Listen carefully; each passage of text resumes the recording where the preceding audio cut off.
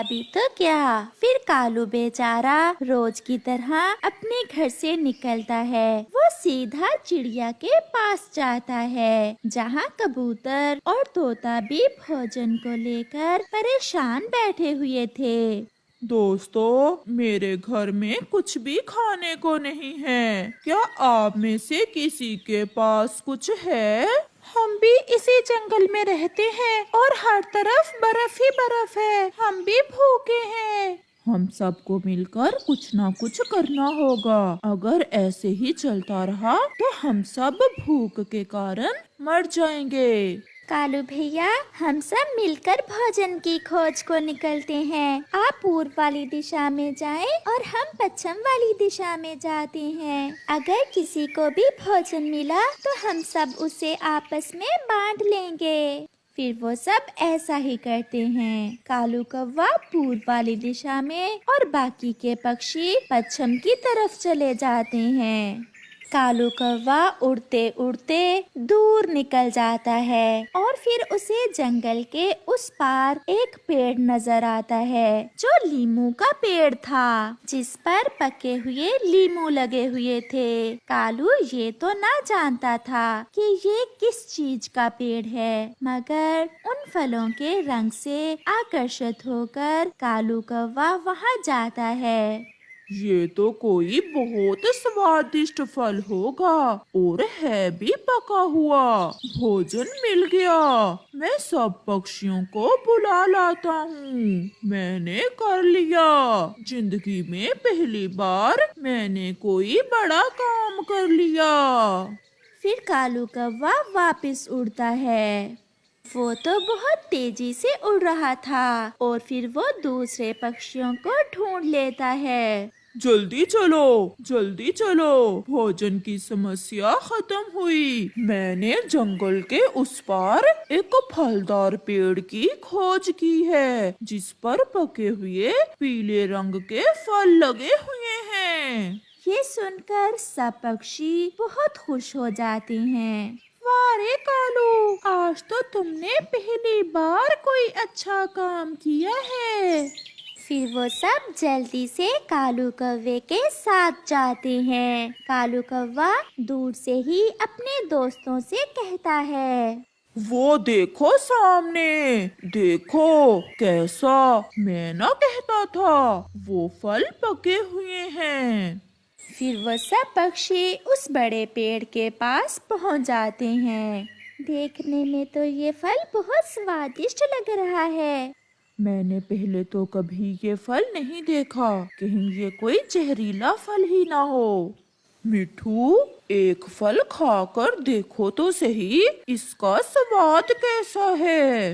ना बाबा ना, मुझे मरने का कोई शौक नहीं है। मैं तो पहले ये फल नहीं खाऊंगा। अगर ये फल जहरीला हुआ तो मैं मर जाऊंगा। किसी ना किसी को तो ये फल खाकर इसका स्वाद देखना ही होगा। वादा करो, अगर मुझे कुछ हो गया तो तुम मुझे बुलबुल के पास दवा लेने ले जाओगे। अगर आप वादा करते हो तो पहले मैं ही ये फल खा लेता हूँ। फिर सब पक्षी कालू कौवे से वादा करते हैं। कालू भैया, आप हम सब में से बड़े हैं। अब ये मुश्किल काम आपको ही करना होगा। हम आपको बचा लेंगे अगर ये फल जहरीला हुआ तो। फिर कालू कौवा डरता डरता उस पेड़ से एक लीमू तोड़कर खाना शुरू करता है। शी शी, मेरी चोंच, मेरी चोंच। ये फल तो बहुत खट्टा है। इसका स्वाद बहुत अजीब है। नहीं, ये कोई खाने वाला फल नहीं है। कालू, हम तो ऐसे ही खुश हो रहे थे इस फल का रंग देखकर। फिर वो सब दोस्त बहुत निराश हो जाते हैं। हम हिम्मत नहीं हारेंगे। मेरे पास एक उपाय है। क्या उपाय है चिड़िया? हम झाड़ियों में जाकर कुछ पौधे जमीन से बाहर निकाल कर देखेंगे। जैसे पेड़ों के ऊपर फल लगते हैं, ऐसे कुछ पौधों के नीचे जमीन में भी खाने को कुछ मिल सकता है, जैसे आलू। और जैसे कोई गाजर भी मिल सकती है हमें। ऐसा सोचकर वो सब जंगल के बाहर झाड़ियों की तरफ चले जाते हैं। वो सब छोटे पौधों को जमीन से निकाल निकाल कर देखते हैं, मगर उन्हें जड़ों के सिवा कुछ भी नहीं मिलता। फिर कालू कौवा एक पौधे को जमीन से निकालता है और चीख कर कहता है, कुछ है, इस पौधे की जड़ों में कुछ है। दूसरे पक्षी भी वहाँ आ जाते हैं। ये क्या चीज है कालू? मैंने पहले तो कभी ऐसी कोई चीज नहीं देखी। ऐसा भी तो हो सकता है कि ये कोई खाने वाली चीज ना हो, तो हम इसे खाकर देख लेते हैं।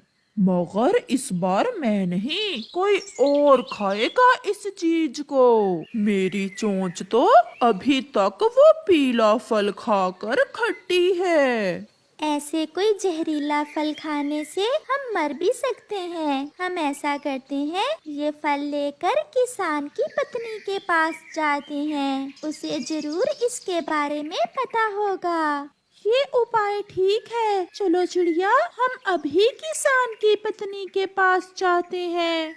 फिर वो पौधा जिसकी जड़ों में कुछ लगा हुआ था, उसे लेकर किसान की पत्नी के पास जाते हैं। वो जंगल के पास वाली बस्ती में जाते हैं। आज आप सब पक्षी यहाँ कैसे आए हैं?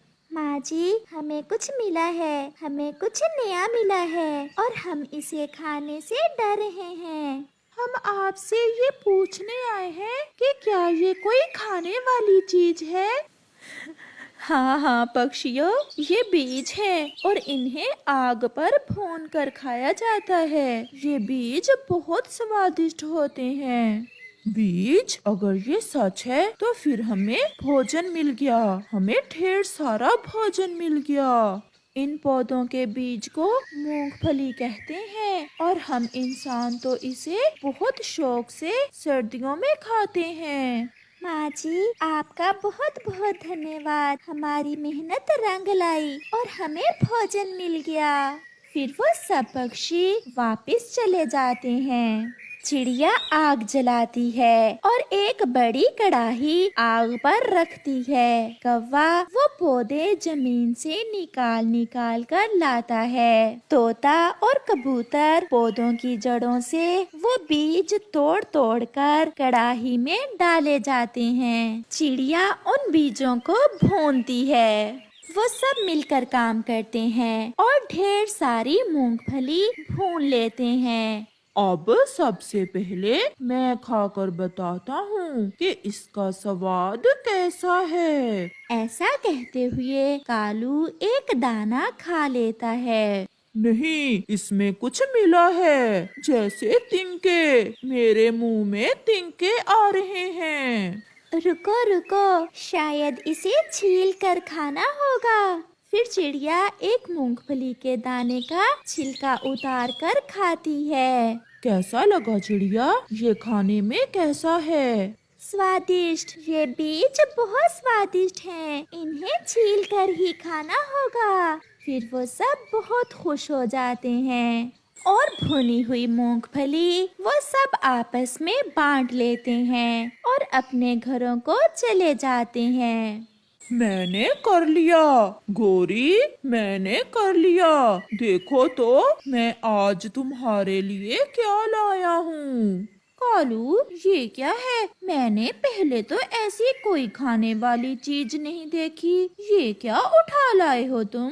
फिर कालू अपनी पत्नी के सामने एक मूंगफली खाता है।